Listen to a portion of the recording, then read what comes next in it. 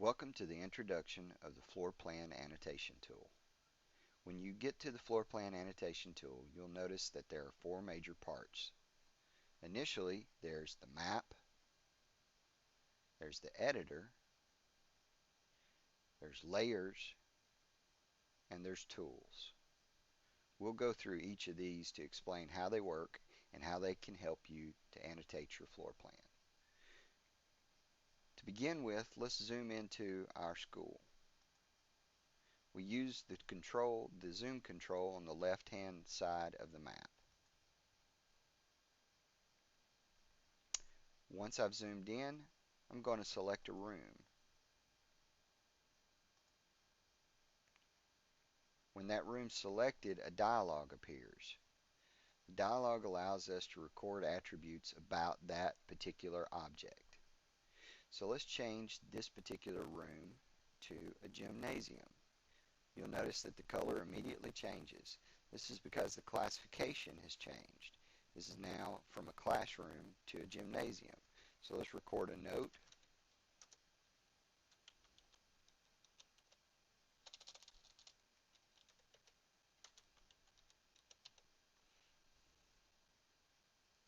And when we click the X, our feature is automatically saved. Next, let's add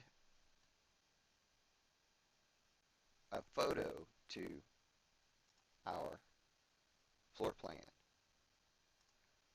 We click and drag, and the photo is added to the floor plan.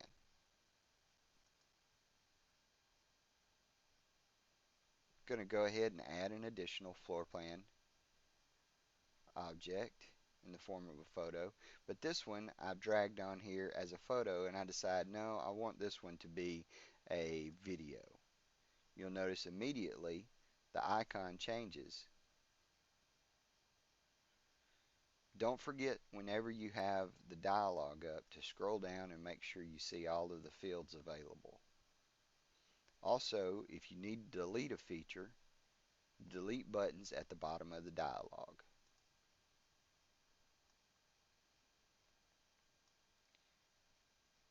If we move on to layers, layers control allows us to turn layers on and off.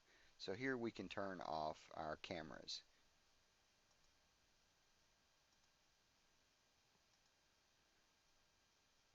And if we wanted to turn off the rooms,